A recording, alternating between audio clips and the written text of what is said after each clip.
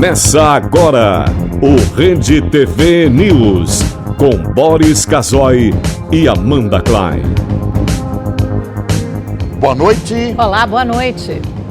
Temporal atinge o Rio de Janeiro e deixa 4 mortos. Em apenas 1 hora choveu o esperado para um mês inteiro. Bairros foram devastados pela força das águas. Viaturas da PM e outros veículos ficaram submersos. Acidente entre ônibus e carreta deixa 8 mortos e mais de 30 feridos em Goiás. Delegados da Polícia Federal encaminham documento para o diretor de combate à corrupção, em que dizem que não aceitarão interferência nas investigações. É uma reação às declarações do diretor da PF, Fernando Segovia, sobre inquérito que investiga Temer. Vídeos mostram o terror vivido por alunos na escola da Flórida, nos Estados Unidos. Oh my God! Ex-aluno abriu fogo e matou 17 estudantes. A superprodução Pantera Negra chega aos cinemas. Veja também entrevistas exclusivas com os criadores e o elenco do filme Pantera Negra.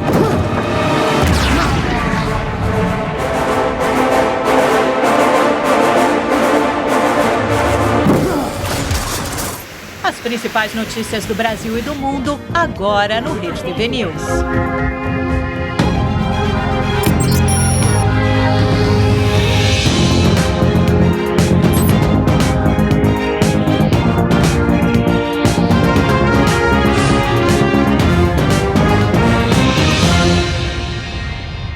O grupo de delegados da Polícia Federal responsável por investigar políticos ameaçou ir ao Supremo Tribunal Federal caso haja interferência nas investigações. A atitude é uma reação às últimas declarações do diretor-geral da Polícia Federal.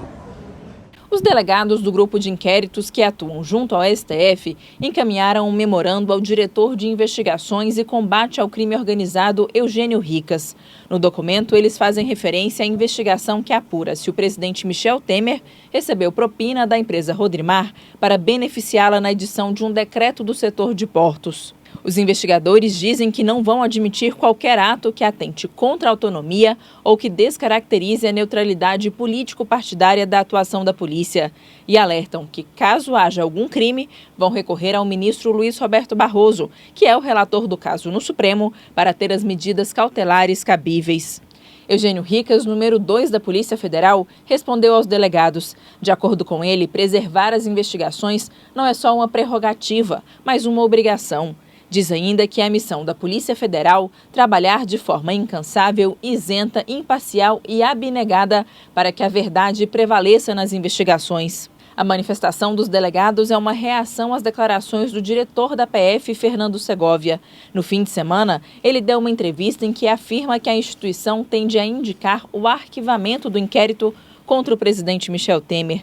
Os investigadores responsáveis pelo caso repudiaram as declarações. Além de enfrentar as críticas da própria corporação, Fernando Segovia terá que dar explicações ao Supremo Tribunal Federal. Depois da entrevista, ele foi intimado pelo ministro Luiz Roberto Barroso. Na próxima segunda-feira, Segovia terá que justificar por que deu declarações públicas sobre uma investigação que ainda está em curso. Em meio às pressões, a Polícia Federal está prestes a deixar de ser subordinada ao Ministério da Justiça. Michel Temer deve criar o Ministério da Segurança Pública, que será responsável por órgãos como a PF e a Polícia Rodoviária Federal. O presidente, sem dúvida alguma, ficou, como acredito que todos nós, chocados com algumas situações de violência extrema e até de aparente descontrole que se evidenciaram em alguns pontos do Brasil nos últimos dias. Então, mas é uma discussão que não tem ainda uma conclusão, até porque não tem uma palavra final do presidente. Quando Segovia assumiu o comando da Polícia Federal, substituindo Leandro Daiello, houve suspeitas de que Segovia, indicado por Sarney, teria a incumbência de facilitar as coisas para os MDBistas, especialmente para o presidente Temer. Invocou-se, então, o passado profissional de Segovia para garantir que seu trabalho seria técnico, sem qualquer envolvimento político. Mas a conduta do delegado levantou suspeitas, especialmente devido a essa tal entrevista que revoltou os próprios companheiros de Segovia. Não vai ser fácil ele recuperar sua imagem. Segovia pode ser até injusto com ele, mas na verdade, como dizem os jovens, deu bandeira. E o presidente Temer já voltou nessa história do Ministério da Segurança. A informação agora é que a pasta será criada para contemplar a chamada bancada da bala na busca de votos pela reforma da Previdência. Às vésperas do início da discussão da reforma da Previdência na Câmara dos Deputados, o governo admitiu que ainda faltam cerca de 40 votos para aprovar a proposta. Novas alterações no texto não estão descartadas.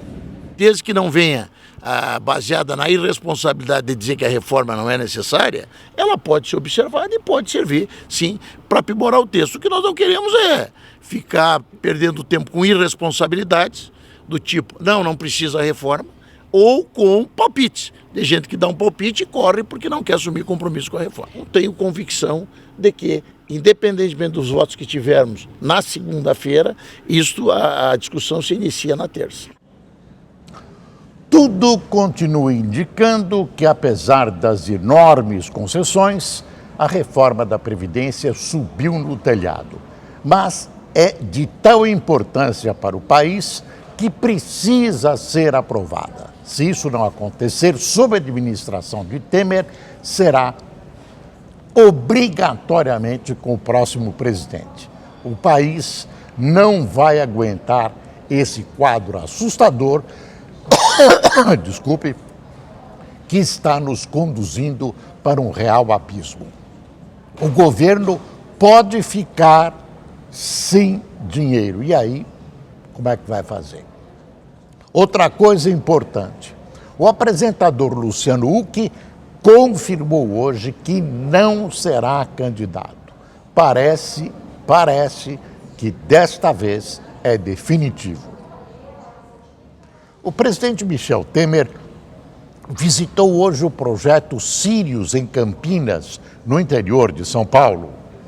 Temer visitou a obra na companhia do governador de São Paulo, Geraldo Alckmin, e do ministro de Ciência e Tecnologia, Gilberto Kassab. Depois de receber explicações dos responsáveis pelos sírios, o presidente elogiou o projeto. Que este fato deve ser divulgado não só ao Brasil, para que os brasileiros cada vez tenham mais orgulho do seu país, da sua pátria, mas, se possível, transmitido para o exterior. O acelerador de elétrons funciona como um supermicroscópio, capaz de analisar em detalhes materiais que nenhum outro equipamento é capaz. Segundo o diretor do laboratório, o projeto pode obter conquistas em várias áreas da ciência. Nós podemos fazer ciência de ponta, desenvolver um equipamento de fronteira com tecnologia nacional produzido por empresas brasileiras. A previsão é de que o acelerador comece a funcionar no segundo semestre, mas o acesso de pesquisadores para o uso da estrutura só deve ser liberado no ano que vem.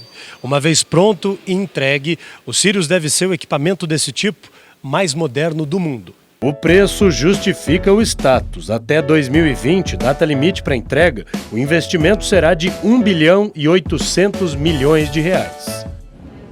O presidente Michel Temer assinou também, nesta quinta-feira, a medida provisória que estabelece ações emergenciais para a situação dos imigrantes venezuelanos que chegam ao Brasil pela fronteira com Roraima. A gente deu essa notícia ontem aqui também, dizendo que ele assinaria esse MP. As ações são voltadas para áreas como saúde, direitos humanos, segurança pública e alimentação. O presidente também assinou um decreto que reconhece a situação de vulnerabilidade em Roraima e deve destinar recursos para o Estado enfrentar a crise migratória. A Prefeitura de Boa Vista, a capital de Roraima, estima que cerca de 40 mil venezuelanos já chegaram à cidade. Eles entram no Brasil para fugir da crise na Venezuela.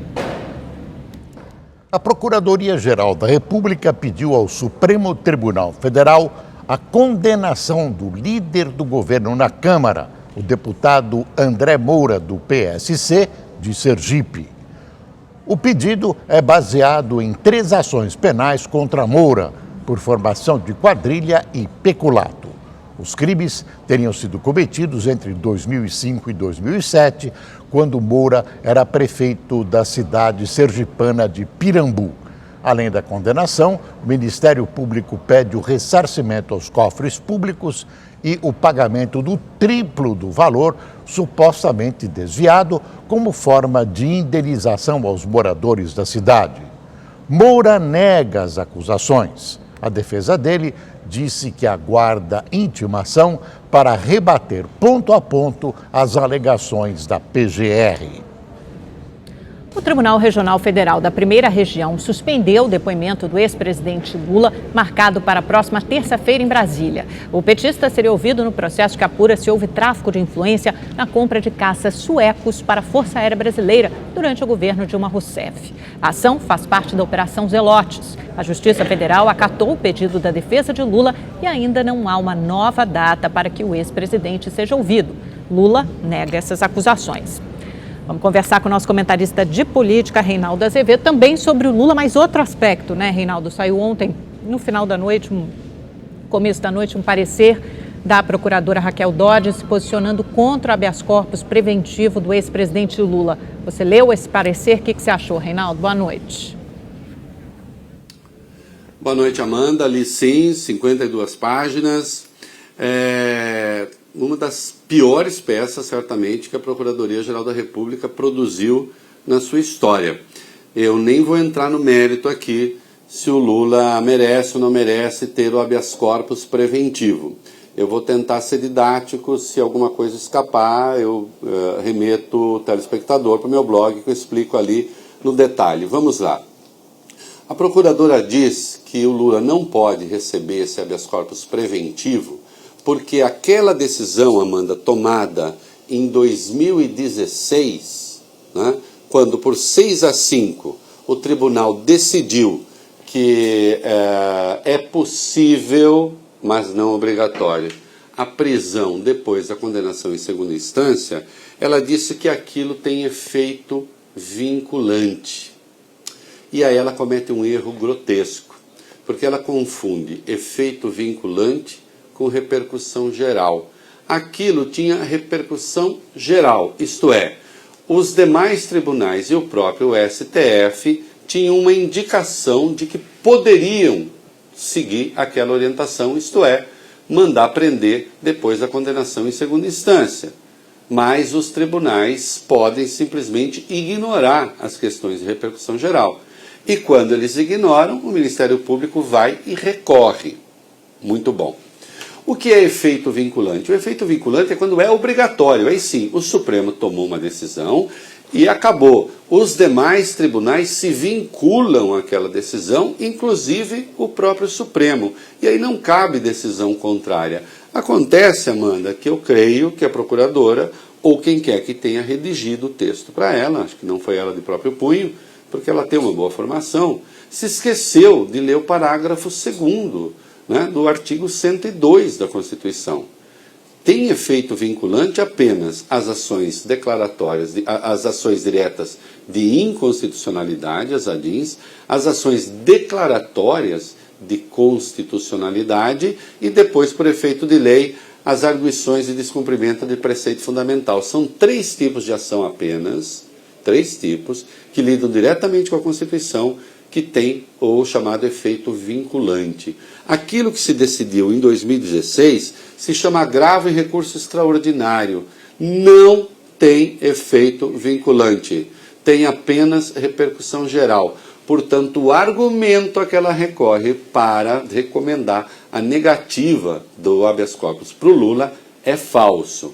E ela também faz uma confusão danada, porque ela diz que aquele trecho da Constituição que diz que ninguém será considerado culpado até que não haja sentença, trânsito em julgado da sentença condenatória, ela diz que isso, na verdade, está sendo mal interpretado na Constituição e que o que está presente no Código de Processo Penal, no artigo 283, está contaminando a Constituição.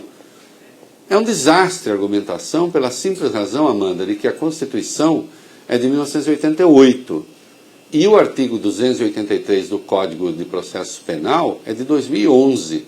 Portanto, aquilo que veio depois não poderia ser causa do que veio antes. Então, na verdade, é ele que foi redigido o artigo de acordo com o que indica a Constituição.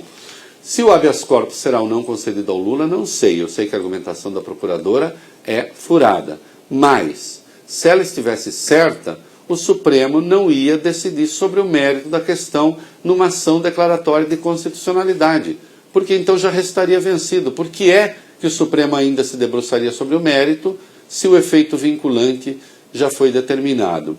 Olhem aqui, as pessoas podem querer a prisão do Lula, podem não querer a prisão do Lula, podem achar que existe razão técnica para isso, podem achar que não existe razão técnica para isso, as divergências estão aí e elas são naturais no direito. Agora, o que não pode acontecer é uma Procuradora-Geral da República ignorar o que diz a Constituição e estabelecer uma relação entre o Código de Processo Penal e a Constituição que absolutamente não existe. O nome disso é direito criativo. O direito criativo também é conhecido por bagunça, né? E se o Lula preso ou solto, condenado ou absolvido, não interessa, tudo tem de ser feito de acordo com a lei. Reinaldo, boa noite. O Luciano Huck, apresentador da Rede Globo, nos diz agora que não é mais candidato, não será candidato. Afirmou que não vai se pronunciar porque ainda está digerindo a situação. Como é que você vê essa questão? Boa noite, Reinaldo. Boa noite, Boris. Olha, eu vejo com muito maus olhos, porque ele já havia escrito um artigo na Folha dizendo que não seria candidato. Quer dizer que então ele mentiu naquele artigo. Alguém que diz que vem para fazer política, que vem para inovar e que vem para apresentar uma coisa nova em política, já começa com essas patranhas, né? Já começa então com um artigo lá atrás que era mentiroso. A verdade é que o Luciano ficou assustado, porque o nome dele passou a ser submetido ao escrutínio a que são submetidos hoje todos os políticos, né? Então, por exemplo, no fim de semana, né, para concluir, se noticiou que ele comprou um avião com juros subsidiados do BNDES. É verdade. Se o telespectador fica com a impressão de que pagou parte do avião do Luciano, pagou mesmo. Só que ele não tem culpa nenhuma. Esse avião do Luciano, outros tiveram acesso à mesma linha de crédito, né? Um troço chamado PSI, que é um programa de investimento do BNDES, criado pelo Lula em 2009. Né? O Luciano usou em 2013, comprou um avião, pagou juros médios de 3% ao ano, quando no período o governo captou dinheiro no mercado a 10,8%, que é a taxa Selic. A diferença foi paga por mim, por você, por todo mundo.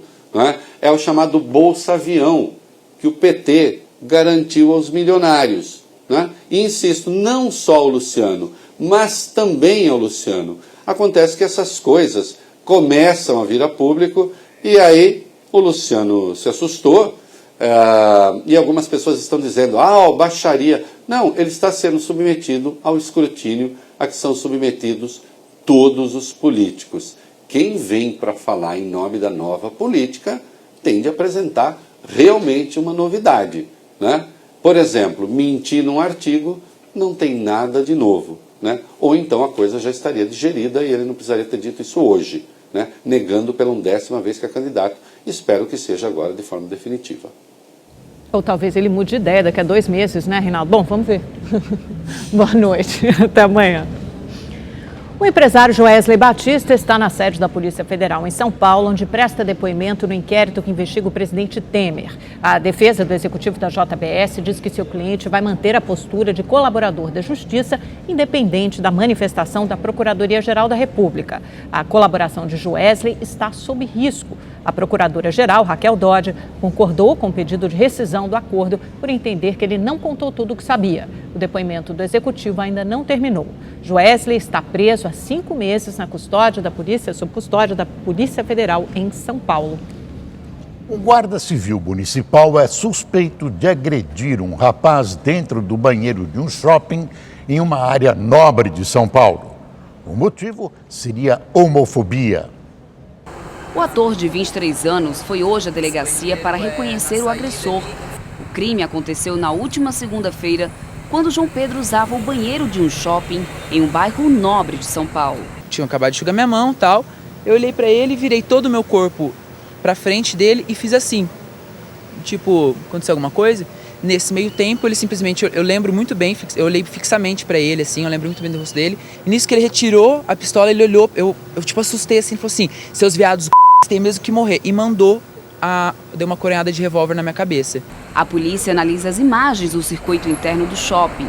Essas fotos mostram o suspeito deixando o local. Logo após a agressão, a vítima fez esse vídeo em que aparece sendo atendido por uma equipe de primeiros socorros. Eu preciso que alguém faça alguma coisa. Só isso. Tudo aconteceu aqui no Shopping Center Pátio Higienópolis, que fica em uma área nobre de São Paulo. O shopping disse em nota que o cliente foi atendido imediatamente pela equipe de primeiros socorros e que em seguida foi encaminhado para o hospital. E reforça ainda que é contra qualquer tipo de violência e que está colaborando com a polícia nas investigações. Depois que nós tomamos ciência dos fatos, em menos de 24 horas já temos a qualificação completa, a identificação do mesmo, inclusive conduzindo ele para aqui, para a nossa unidade. Se comprovada a agressão, o suspeito vai responder por lesão corporal. João levou 7 pontos na cabeça e hoje anda assustado pelas ruas, com medo de ser novamente vítima da homofobia. Minha cabeça dói muito e eu tô muito assustado e com muito medo, muito medo. Eu não posso ver alguém careca, alguém de camiseta amarela que já me remete isso, sabe? Claro que esses fatos precisam ser investigados e esclarecidos.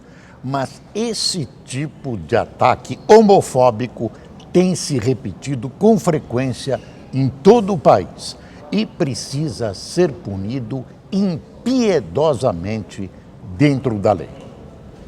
Em Vitória, um rapaz se diz vítima de racismo. Isso porque um homem postou foto dele e dos amigos com palavras discriminatórias. Yarley Duarte, de 23 anos, curtiu o Carnaval de Vitória como faz todos os anos. Só que dessa vez teve uma surpresa nada agradável quando um amigo viu a foto dele em uma rede social. Um rapaz da foto lá, que tirou foto com a gente, nos encontraram num bloco de carnaval onde estava todo mundo se divertindo e pediu para tirar uma foto com a gente. A gente tirou uma foto com ele normal, nunca tínhamos visto ele, conversado, não sabia nem quem ele era. Logo assim que ele tirou a foto, ele sumiu. A foto foi postada pelo rapaz com a legenda "Vou, roubei seu celular". Para Yarley, as palavras são racistas. Ele colocou "vou, roubei" porque antes dele terminar a frase, a gente já teria roubado ele. A gente já teria tomado o celular dele. Assim que ficou sabendo, o jovem compartilhou a postagem em suas redes sociais, manifestando repúdio pela atitude racista. A postagem logo viralizou na internet, recebendo milhares de curtidas e manifestações de apoio. O fato aconteceu na segunda-feira de Carnaval, mas somente hoje Yarley foi à delegacia para registrar a queixa. O rapaz que postou a foto nas redes sociais não foi localizado pela nossa equipe de reportagem, mas se ficar comprovado, ele terá que responder pelo crime de racismo. Eu só achei que foi muito desrespeitoso, foi um ato explícito de racismo. Tem que denunciar mesmo, porque isso é inadmissível. Racismo não é aceitável mais no país que a gente vive. O Brasil continua sendo um país racista. É preciso lutar contra essa chaga que já provocou e ainda provoca milhões e milhões de mortes em todo o planeta. Colabore, combata o racismo que existe dentro de você. 8 pessoas morreram e 30 outras ficaram feridas após um ônibus bater de frente com uma carreta na BR-020, em Goiás. O acidente aconteceu por volta das 6h30 da manhã, na altura do município de Formosa, 45 quilômetros de Brasília. O ônibus da Aviação Guanabara saiu de Cajazeiras, na Paraíba, rumo a Goiânia, com 43 passageiros. O motorista entrou com o veículo na contramão e bateu de frente com uma carreta carregada de adubo. 6 pessoas morreram no local e 2 chegaram a ser socorridas, mas não resistiram. Outras 30 pessoas ficaram feridas. Em nota, a empresa responsável pelo coletivo informou que o motorista teve as 20 horas necessárias de descanso antes de assumir o volante. A Agência Nacional de Transportes Terrestres informou que a companhia tem autorização para operar a linha e que o ônibus era novo, estava há apenas 4 meses em circulação. A rodovia que liga Brasília a Fortaleza ficou mais de 5 horas totalmente bloqueada. Em Novo Hamburgo, Rio Grande do Sul, a dona de uma clínica de vacinas foi presa após simular que vacinava pacientes. Agora, a clínica está interditada, mas o caso já gerou muita indignação na população de Novo Hamburgo. A clínica, que já funciona há 1 ano, fica aqui no primeiro andar deste centro comercial em Novo Hamburgo. Quem aplicava as doses era a própria dona do estabelecimento, que é formada em farmácia. Ela chegava a perfurar a pele das pessoas, mas não aplicava nenhuma vacina. E assim, ela fez diversas vítimas. Além disso, muitas agulhas não eram nem trocadas de um paciente para o outro. Alguns tipos de seringa não tem como tu tirar a agulha. É como se a agulha fosse parte integrante da seringa. Não tem como tu destacar e colocar uma seringa, uma agulha reciclável. A Polícia Civil cumpriu mandado de busca e apreensão na clínica e na casa da proprietária. Na residência, foram encontradas vacinas vazias e com lacres violados dentro da geladeira, nas prateleiras e ainda na gaveta de frutas e verduras. A mulher de 37 anos foi presa e deve responder por pelo menos 3 crimes. Essa mulher é um monstro. Não tem a mínima consideração pelos seres humanos, especialmente por crianças e crianças recém-nascidas. É nesses momentos que a gente pensa, infelizmente, em prisão perpétua.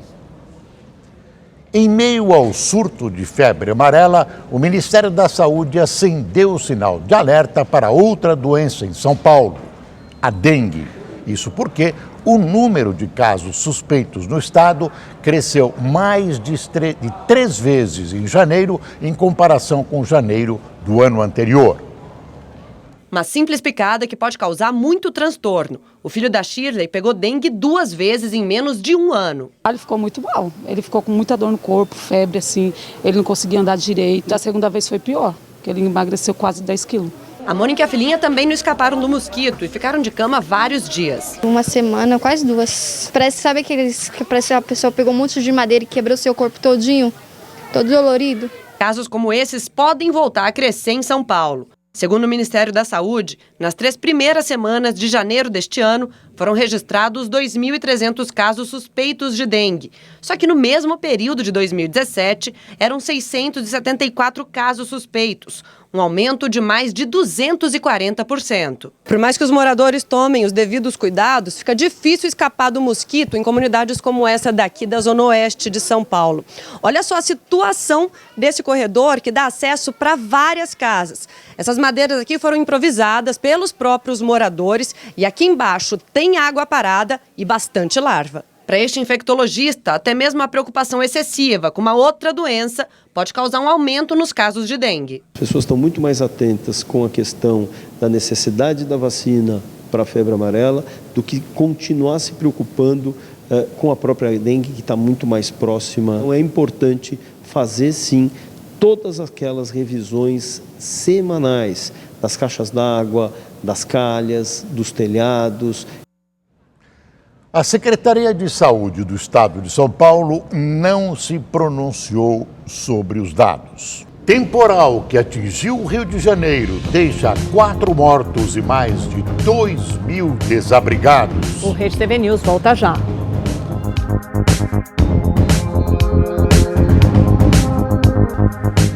O temporal que atingiu o Rio de Janeiro na madrugada de hoje deixou 4 pessoas mortas e mais de 2.000 desalojadas. Em apenas 1 hora, choveu mais do que o esperado para todo o mês de fevereiro.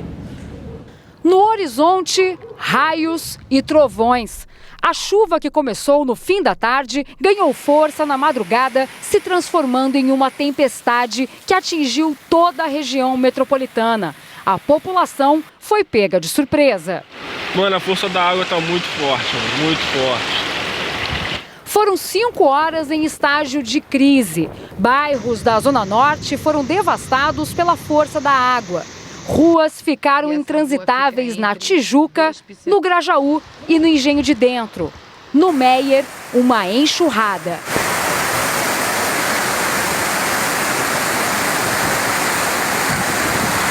Em um batalhão da Polícia Militar, viaturas e carros particulares quase ficaram submersos.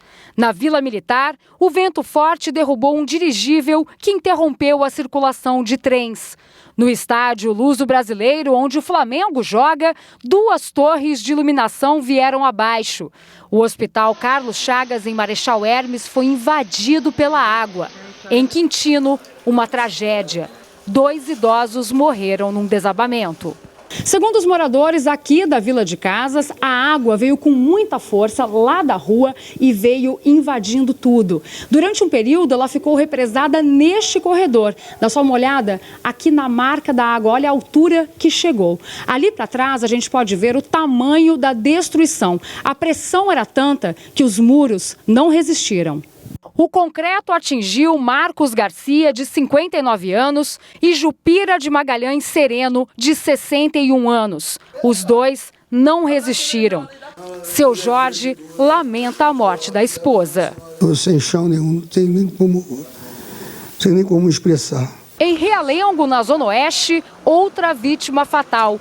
Um policial militar ainda não identificado foi atingido por uma árvore quando passava de carro pelo local. Na hora que a árvore caiu, tinha um ônibus. Quando o ônibus saiu, foi que ela viu. Ela falou, mãe, caiu uma árvore em cima do carro. Foi um terror, foi apavorante.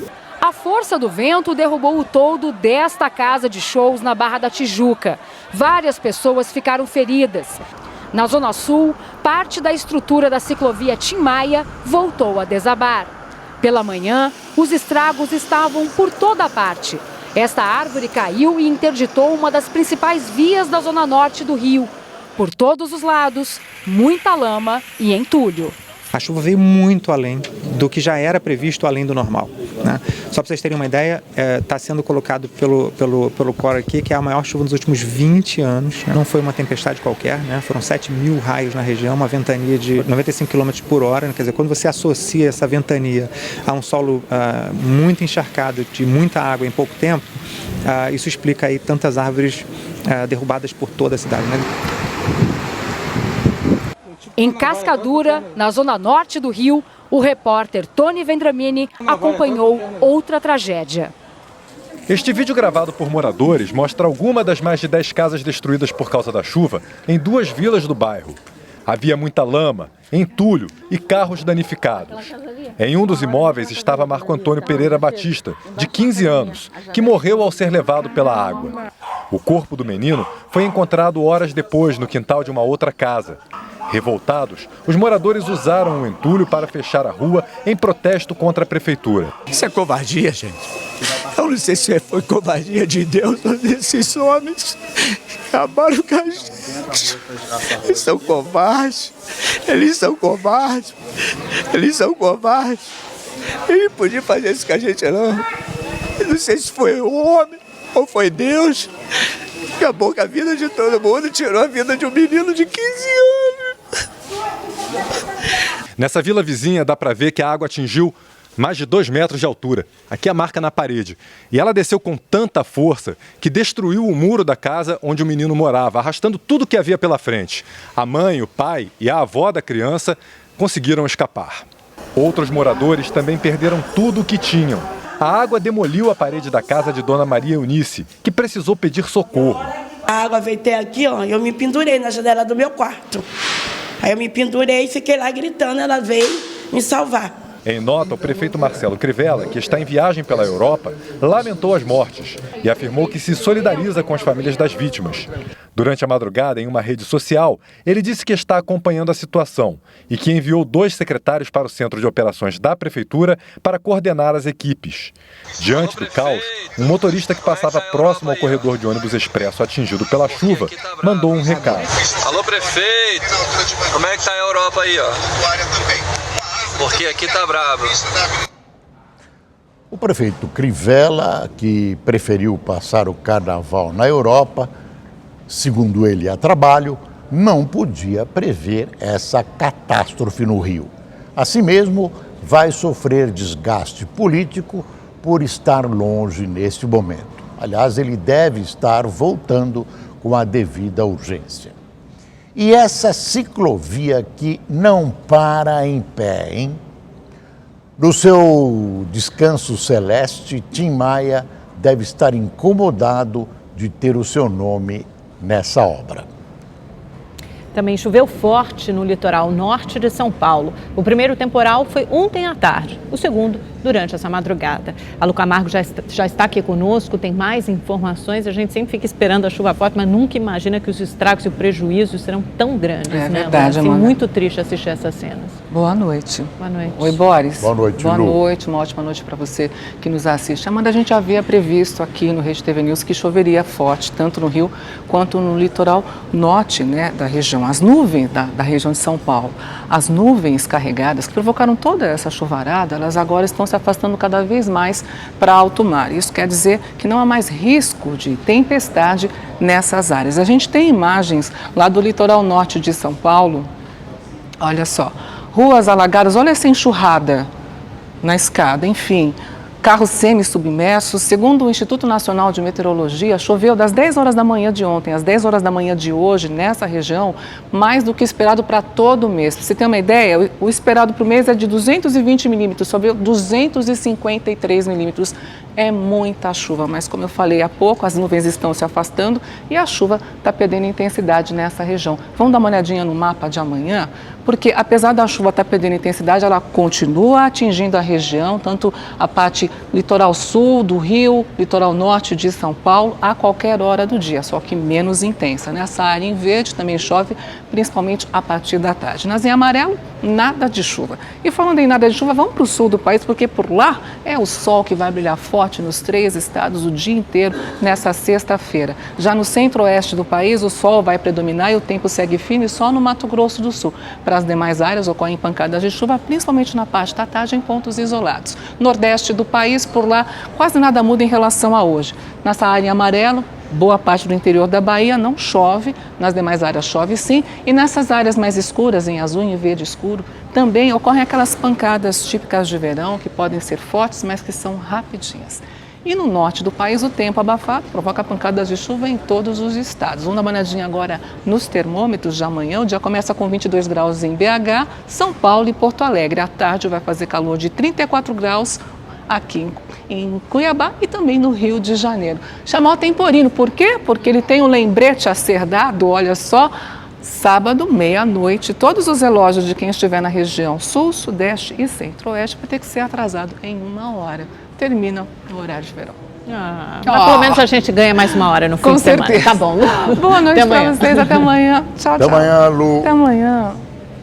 E agora as notícias internacionais. A polícia ainda não sabe o que motivou o tiroteio que deixou 17 mortos e 14 feridos em uma escola na Flórida, nos Estados Unidos. Este é o pior massacre do tipo desde 2012. As informações com o correspondente Marcelo Medeiros.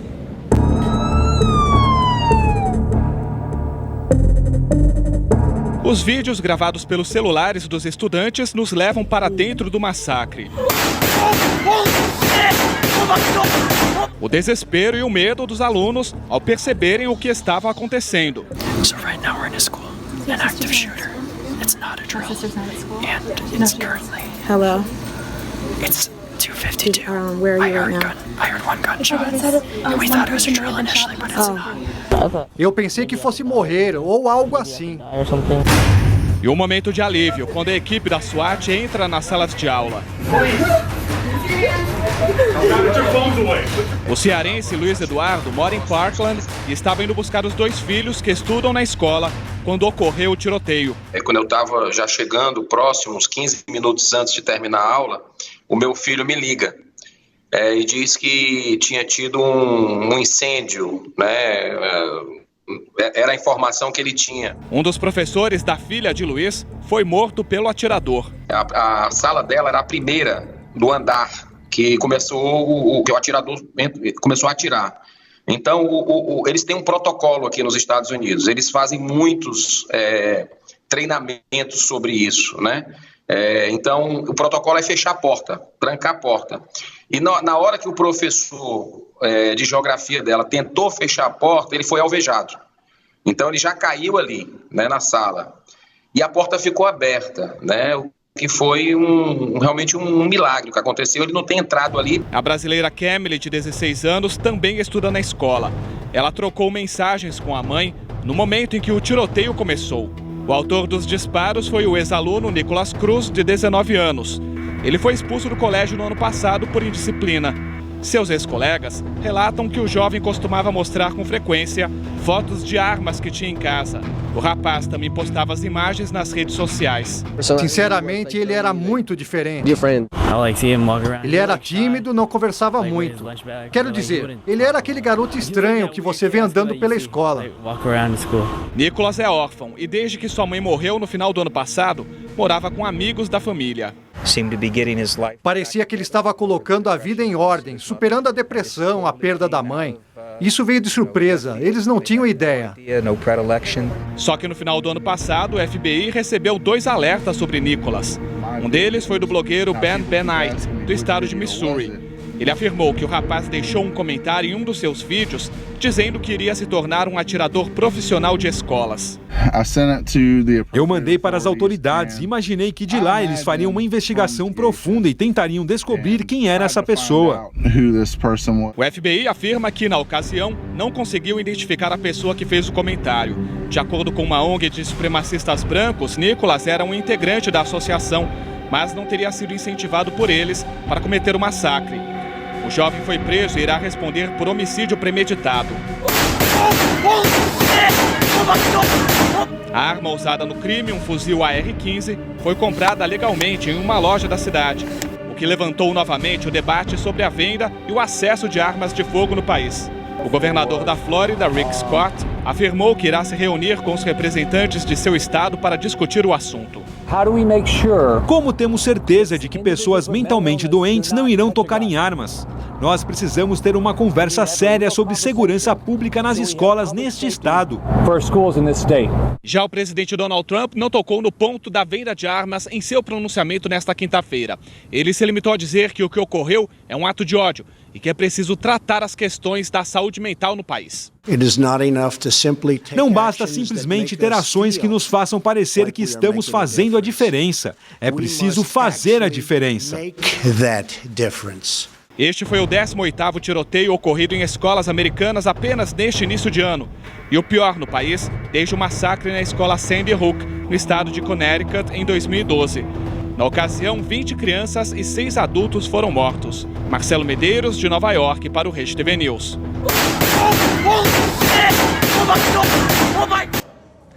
Na África do Sul, o parlamento elegeu hoje o novo presidente do país. Cyril Ramaphosa, vice-presidente, que é líder do Partido do Congresso Nacional Africano, foi um dos responsáveis pela saída do ex-presidente Jacob Zuma, obrigado a renunciar nesta quarta-feira. Agora, Zuma vai responder a várias acusações de corrupção. A oposição chegou a pedir eleições antecipadas e a dissolução da Assembleia Nacional, mas não foi atendida. Ramaphosa é o 5º presidente sul-africano desde o fim do regime do Apartheid, em 1994. O irmão do Papa Emérito Bento XVI afirmou que o ex-pontífice sofre de uma doença degenerativa no sistema nervoso. O primeiro Papa a renunciar em 6 séculos estaria com dificuldades de locomoção e precisa usar uma cadeira de rodas com frequência. Georg Ratzinger também disse que a paralisia poderia chegar ao coração, mas que o irmão está mentalmente saudável. No começo do mês, Bento XVI disse estar em uma peregrinação para casa. Na Venezuela, o presidente Nicolás Maduro anunciou que vai reabrir o consulado venezuelano em Miami para que os cidadãos votem nas próximas eleições presidenciais. O pleito está marcado para 22 de abril.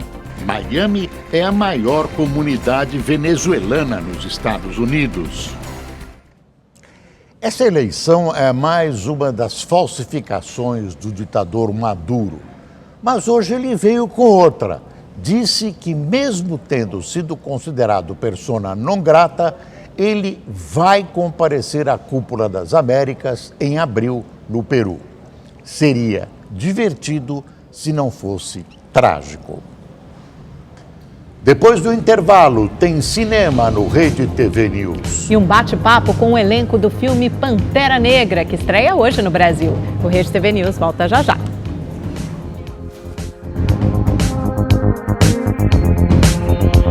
Chega hoje aos cinemas a superprodução Pantera Negra.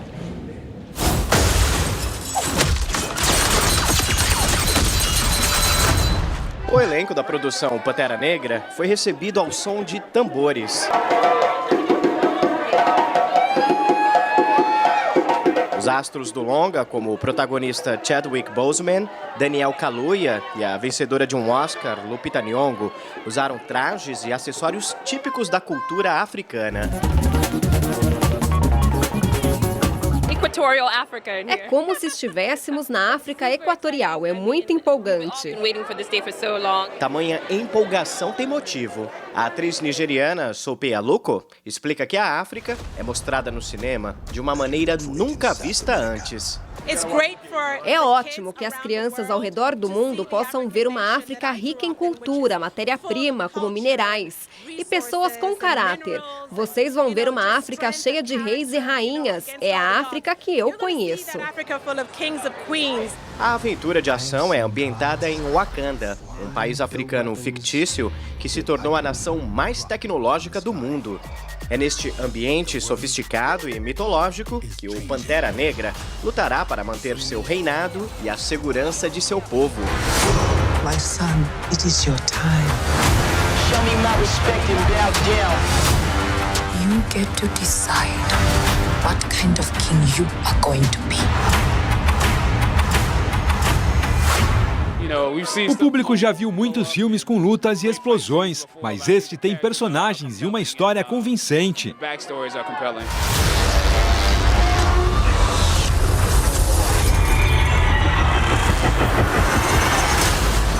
O Pantera Negra é um personagem clássico das histórias em quadrinhos dos estúdios Marvel. Foi lançado em 1966, quando se tornou o primeiro super-herói africano a estampar as páginas dos gibis de grande circulação daqui dos Estados Unidos. 50 anos depois de sua criação, o Pantera Negra faz história novamente como a primeira superprodução de Hollywood, com a maioria do elenco formada por afrodescendentes. A atriz Angela Bassett explica que a trama também exalta a força das mulheres. Há também muito heroísmo neste filme por parte das personagens femininas. Ao assistir Pantera Negra, o público vai ver o que Hollywood só começou a perceber agora: o fato de que a diversidade racial, cultural e de gênero são essenciais para a sétima arte. É assim que deveria ser. Estava errado antes, mas agora corrigiram e nós temos que criar regras e leis para evitarmos que aconteça novamente. Fábio Borges, de Los Angeles, para o Rede TV News. E o Rede TV News fica por aqui. Mais notícias no Leitura Dinâmica. Uma boa noite para você. Boa noite e até amanhã.